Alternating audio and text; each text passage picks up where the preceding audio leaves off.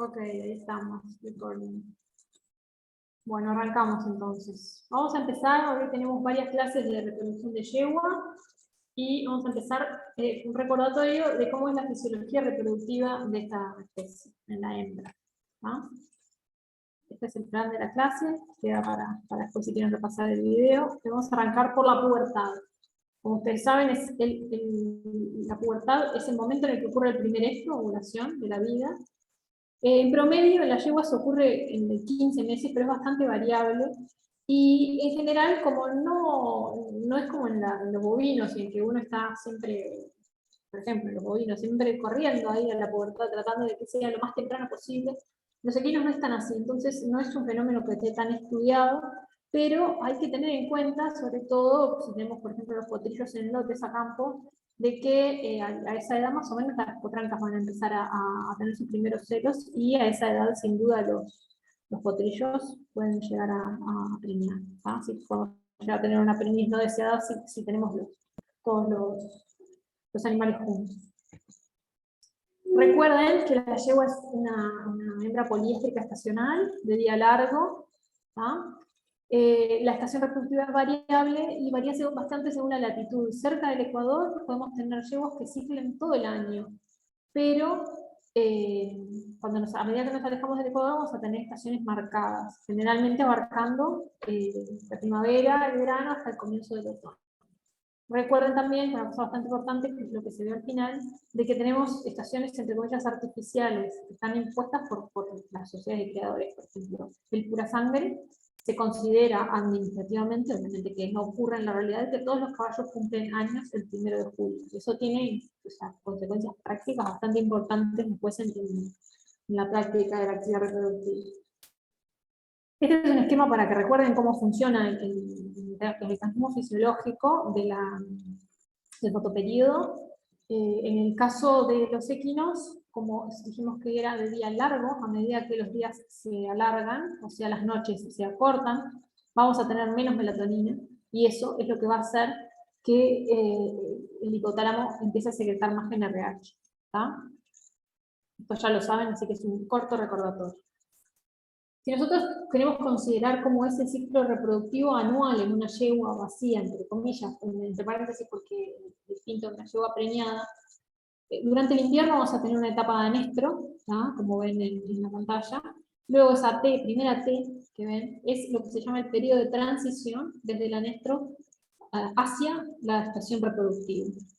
El periodo de transición es una cosa que a nosotros los que trabajamos en reproducción equina nos complica bastante la vida, porque en ese periodo pasamos de tener inactividad ovárica y prácticamente inactivo el eje hipotálamo hipófisis gonadal, empieza a haber actividad, empieza a secretarse TSH y LH, primero GnRH obviamente, pero en pequeñas cantidades que van aumentando a medida que entramos de lleno en la estación reproductiva.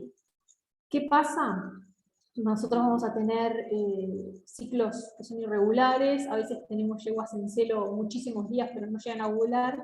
Y no llegan a ovular, ¿por qué? Porque la hormona que nos falta, o sea que no se ha producido en suficiente cantidad y que es determinante para que termine este periodo, es la LH. Cuando tenemos suficiente LH como para que se produzca una ovulación, y se produce la primera ovulación del año, entramos en el periodo cíclico. Durante ese periodo cíclico, las yeguas van a tener, como su nombre lo indica, varios ciclos que se suceden uno detrás del otro. Luego tenemos, saliendo de la estación reproductiva, el periodo de transición de otoño. Es un periodo que, desde el punto de vista práctico, tiene menos importancia, porque como ya es tarde, digamos, o sea, a la salida del otoño, ya la gente a esta altura del año no quiere preñar las yeguas. Si no las preñó antes, ya a esta altura es como que lo puede considerar demasiado tarde. Y lo que ocurre es la inversa de lo que ocurre al principio de la estación reproductiva. Aquí los días empiezan a cortarse, ¿no? Entonces las noches son más largas, tenemos más melatonina y menos GnRH. Y volvemos al anestro. En una yegua preñada, todo ese periodo que normalmente la otra yegua va a estar en anestro, bueno, esta yegua va a estar preñada, ¿no?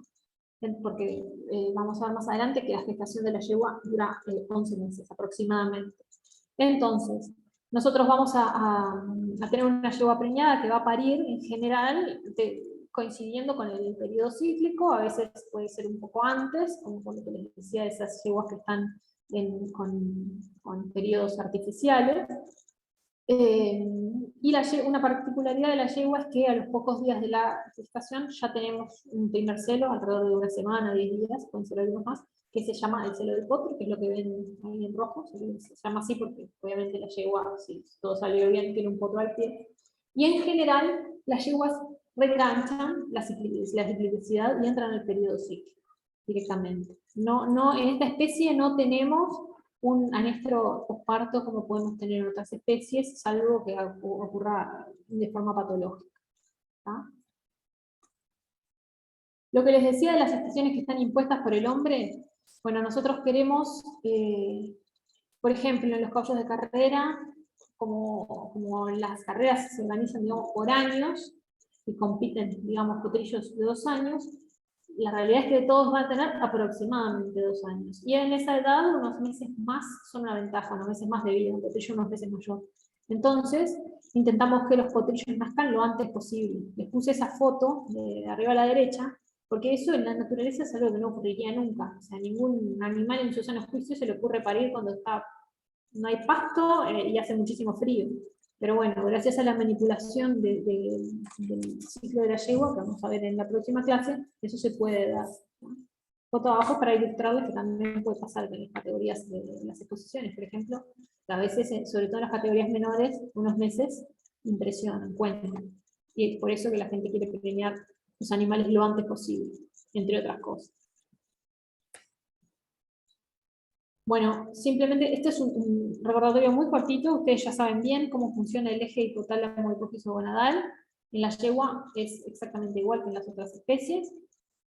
Y se los dejo para que lo repasen, porque nos va a consumir bastante tiempo, si no. Y vamos a ir rápidamente por cada periodo. Cómo se encuentra el aparato reproductor en cada uno de los periodos. En el periodo anestro vamos a tener inactividad ovárica y el útero acompañando esta inactividad ovárica va a tener un bajo tono. Y si uno viese una biopsia endometrial, va a ver que hay una cierta atrofia glandular que es fisiológica.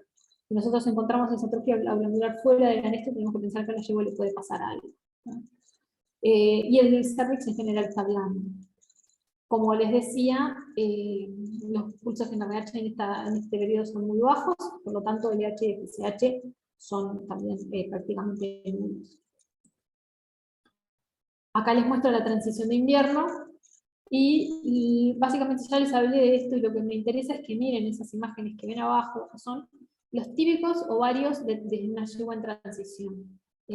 Van a ver que hay un cierto desarrollo folicular, y en general ven así como, se le dice, como un racimo de uvas, un montón de folículos medianos, y esos folículos pueden estar produciendo, bueno, de hecho están produciendo estradiol, y eso es lo que hace que podamos tener una yegua que muestra comportamiento de celo, pero no va a ovular. Hasta que no llegue el momento en que tenga un DLH, no va a ovular. Nosotros vemos una yegua en celo, pero que no ovula. Entonces, muchas veces pasa que los propietarios se ponen ansiosos y dicen, la yegua está en celo, ¿cómo no voy a echarle cuadrillos si la yegua está en celo? La yegua está en celo, pero no va a ovular, o sea que es al santo botón, básicamente, echar un padrillo hasta el momento adecuado.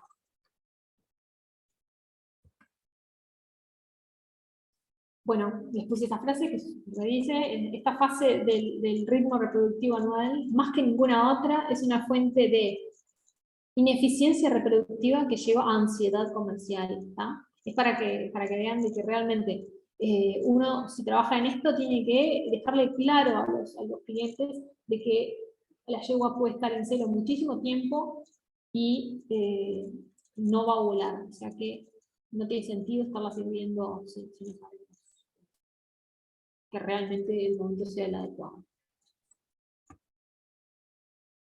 En la estación reproductiva, como ya dijimos, ciclos regulares y recurrentes, y este es el esquema del ciclo normal en la yegua. La diferencia de las otras especies, en general en la yegua separamos 2 etapas dentro del ciclo, que son el estro y el diestro. El estro dura alrededor de una semana, y la ovulación, como pueden ver en este esquema que está marcado por las flechas, ocurre más o menos en las últimas 24 horas del estro. ¿Esto qué quiere decir en la práctica? Que nosotros vamos a tener una yegua que está ovulada, pero que aún va a mostrar un comportamiento de celo por más o menos 24 horas. Eso también tiene consideraciones prácticas a la hora de establecer el momento óptimo de servicio y sobre todo de la inseminación artificial, ¿no? Durante el periodo de estro vamos a tener el crecimiento final del folículo, que va a ser dominante, y la ovulación, como les decía. En la yegua en general la ovulación es única, pero existe la ovulación múltiple, doble, triple, más frecuente en algunas razas, y particularmente hay una tendencia en los individuos. Las mismas yeguas que tienden a ovular doble tienden a repetirlo. Eso es importante a la hora de, cuando uno trabaja y conoce sus yeguas, saber que hay algunas que tienden a repetir. La regulación hormonal es igual a la de las otras especies, así que este esquema también lo pueden mirar ustedes más en detenimiento si quieren. En el diestro, durante el diestro tenemos estructura predominante es el cuerpo lúteo, y se va a dar, en ausencia de una señal de reconocimiento materno de la gestación, la secreción de prostaglandina F2-alfa, que va a producir la luteólisis alrededor del día 14 más o menos del ciclo, tomando como día 0 la ovulación. Esto es simplemente para recordarles que la yegua, al igual que en los bovinos, por ejemplo, hay también un patrón de ondas foliculares, en general son dos. Una primera onda que se desarrolla después de la ovulación, y que es una onda que va a ocurrir sobre el diestro, o sea, en general no ovula, digo en general porque pueden existir las llamadas ovulaciones de diestro.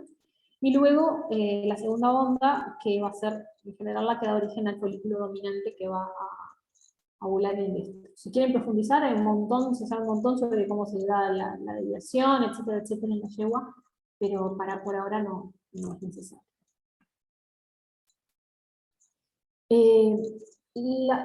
Hablando de las estructuras ováricas, los ovarios de la yegua, vamos a ver un poquito el esquema, son bastante grandes, y los folículos preovulatorios en la yegua pueden alcanzar tamaños de hasta más o menos 50 milímetros, o sea que es una estructura bastante grande y palpable. Les puse por ahí las características del folículo preovulatorio. No solamente nos importa el aspecto ecográfico, sino también ver a la palpación. El folículo de la yegua, cuando va creciendo, tiene una forma esférica, pero a medida que se acerca en horas, la hora de la ovulación, va perdiendo esa forma esférica porque su pared se va ablandando. Entonces, como ven estos folículos que están en las fotos, ya no son redonditos, son más bien más achatados, más deformes, y se va marcando el lugar por el cual va a ovular. Y a la palpación nosotros notamos cómo ese folículo se va poniendo cada vez más blando. Así que si nosotros estamos haciendo un seguimiento folicular en una yegua para ver cuándo va a ovular, nos vamos a guiar no solo por los datos de la ecografía, sino también por los datos de la palpación. En cuanto al comportamiento, la yegua en estro, una cosa clásica que hacen es lo que están viendo ahí. Tengan en cuenta que las yeguas presentan el comportamiento de estro ante el macho, no tienen una conducta homosexual como las vacas. Así que ven esa yegua que está frente a un padrillo, las manifestaciones de estro pueden ser que la yegua se agacha, se orina, desplaza la cola, o sea, que se arrima, busca activamente al macho. Ahí no lo ven, pero también hacen una cosa que se llaman los niños, que es como que verten, asoman el clítoris hacia afuera de la vulva. Y si nosotros hacemos una ecografía, vamos a ver que en el útero, cuando la yegua está en celo, por influencia del estradiol, hay edema uterino, y en esta imagen que ven arriba a la derecha, ven como una especie de círculo que parece que produce gajos de naranja, o le decimos una imagen en rueda de carro, y esos son son todos los pliegues del endometrio que están edematos.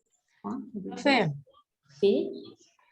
¿cómo dijo que se llamaba cuando asomaba el clítoris con la vulva? Eversión, algo asoma simplemente.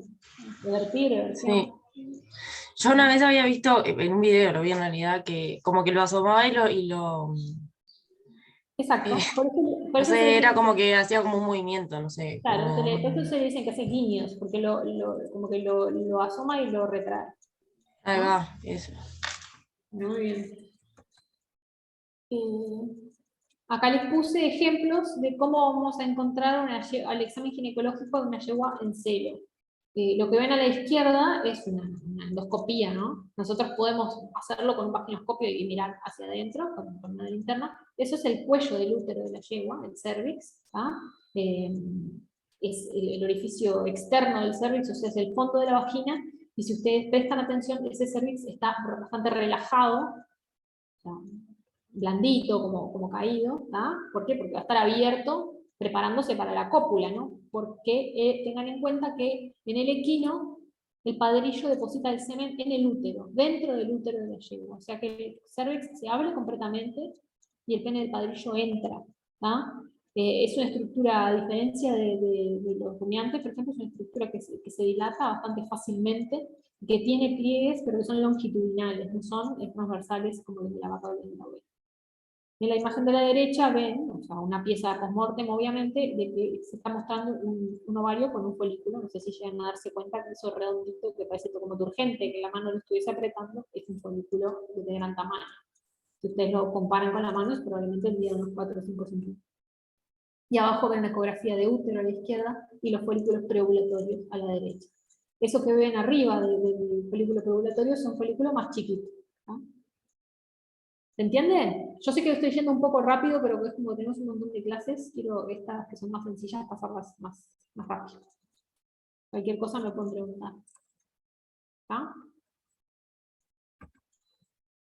Bueno, lo anterior era de destro, y en una yegua en diestro, les puse esa foto para mostrarles que la yegua en diestro va a rechazar el contacto con el macho y obviamente va a rechazar la monta. Esto es muy importante, sobre todo cuando hacemos monta dirigida, porque es un momento que es bastante propenso a que hayan accidentes si nosotros queremos hacer las cosas a prepo. Si la yegua no está en celo, salvo paréntesis múltiples, etcétera, de yeguas que están en celo y de repente no muestran comportamiento de celo por X razón, la yegua, cuando está en diestro, nosotros no podemos hacerla montar a prepo porque probablemente terminen las cosas mal, en un accidente. Puedo hacer la foto ahí de la yegua enojada, con sus orejas para atrás, no queriendo saber nada con el padrillo para la derecha. ¿Ah? En el diestro, lo que ven a la izquierda es un corte, una ecografía, un corte del cuerno uterino. ¿Ustedes, alguien me confirma si ven mi cursor? ¿La flechita? Sí, sí, se ve. Sí, se Bien. ve.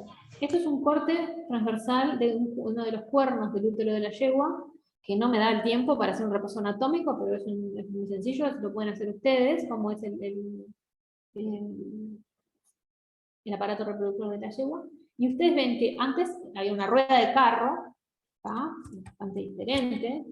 Este aspecto irregular, como una naranja o una rueda de carro, ese es el edema endometrio, y este es un útero sin edema, parejo. Y esto es un ovario con folículos, pero esta estructura que ven acá es un cuerpo lúteo. Así se ve el cuerpo lúteo a la ecografía. El comportamiento, lo que les mostraba antes, no la aceptación del macho. Bien. El cuerpo lúteo, acá tienen fotos, múltiples fotos de cuerpos lúteos que pueden variar en morfología. Esto es una foto de un cuerpo lúteo de frigorífico, ¿no? Ven el color, y pueden o no tener una cavidad central, ¿no? O sea que esto, la existencia de una cavidad central no afecta, salvo que sea un folículo ovulatorio, de los cuales van a hablar en las próximas semanas, no afecta la producción de progesterona. Y lo que tienen acá abajo son imágenes de ecografía Doppler. Tengan en cuenta, ustedes saben bien, que el cuerpo lúteo es básicamente un ovillo de vasos sanguíneos y células lúteas. Es un órgano que tiene una irrigación extremadamente importante, casi tan importante como si fuese un tumor agresivo. Por lo que acá pueden ver en la mitad del diestro, cuando el cuerpo lúteo está maduro, produciendo la mayor cantidad de progesterona, cómo hay una enorme irrigación. Saben bien que los puntos corresponden a vasos sanguíneos. Por último, la luteólisis en la yegua también es producida por la prostaglandina F2 alfa endometrial. Lo que no existe en la yegua es esa gran anastomosis entre la arteria ovárica y la vena uterina que sí tienen en la oveja, por ejemplo. ¿Está? Acá no es importante. Entonces, la llegada de la prostaglandina desde el endometrio hacia el cuerpo lúteo es por vía sistémica, y las prostaglandinas tienen un gran metabolismo de primer paso, por lo tanto las cantidades de prostaglandina que llegan son muy pequeñas, pero eso se compensa porque el cuerpo lúteo de la yegua tiene una enorme sensibilidad, es muchísimo más sensible a las pequeñas cantidades de prostaglandina que lo que pasaría en los rumiantes. Bien, en la transición de otoño, o sea, ya saliendo del periodo cíclico, que era en el cual ocurrían todos estos fenómenos que estuvimos hablando recién, el comportamiento es bastante variable, como les decía, no es tan importante, pero una cosa que se da bastante en esta época son lo que se llaman los folículos anovulatorios, que se les llama los folículos de otoño, justamente porque es la transición de otoño, que, como su nombre lo indica, el folículo anovulatorio es un folículo que llega a su momento preovulatorio y no ovula. ¿Tá? Después lo van a ver porque es una condición patológica también que puede ocurrir durante la temporada, pero en esta época en que tenemos cantidades decrecientes de LH, es bastante común. Aquí les dejo la bibliografía. Si tienen preguntas, aprovechamos y vamos a pasar después a ver cómo controlamos el ciclo estral.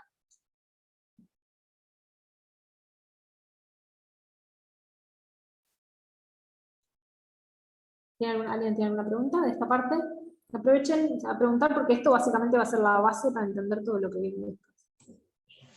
Una consulta solo. ¿Sí? O sea que entonces proestro no tenemos en la yegua, sería solo estro y diestro nomás. Claro, a ver.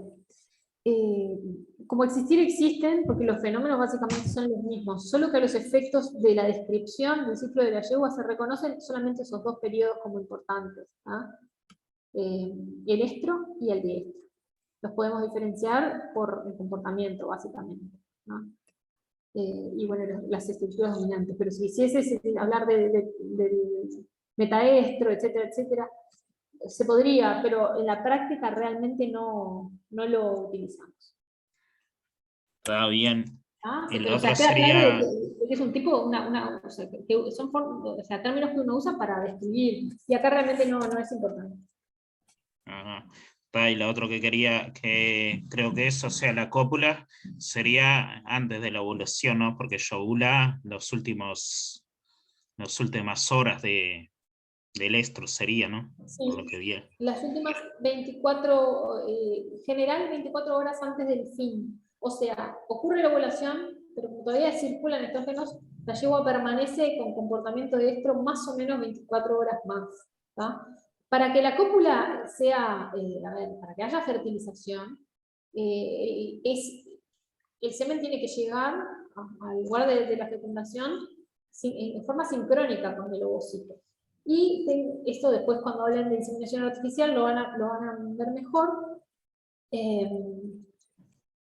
El semen del caballo se dice que en promedio, más o menos, el semen fresco vive unas 48 horas. Sin duda que vive más, pero para estar al lado de la seguridad decimos más o menos que vive 48 horas.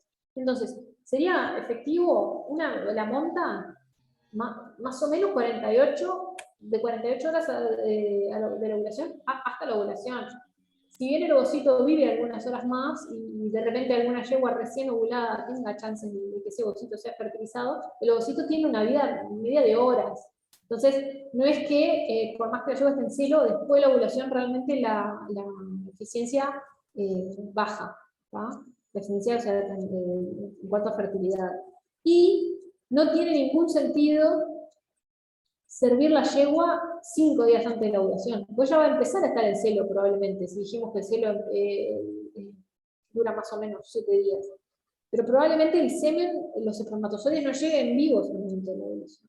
Por eso es que es rendidor, para pasar menos trabajo en los lugares donde se hace monta dirigida o inseminación artificial, estar haciendo un seguimiento folicular y servir las yeguas en el momento adecuado.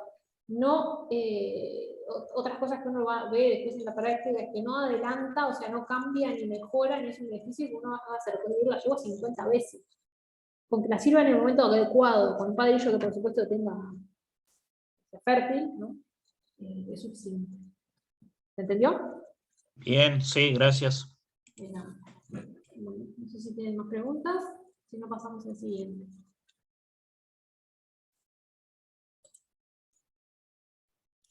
Majo, perdona que te aviso por las dudas.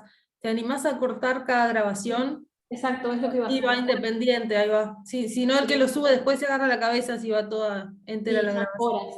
Sí.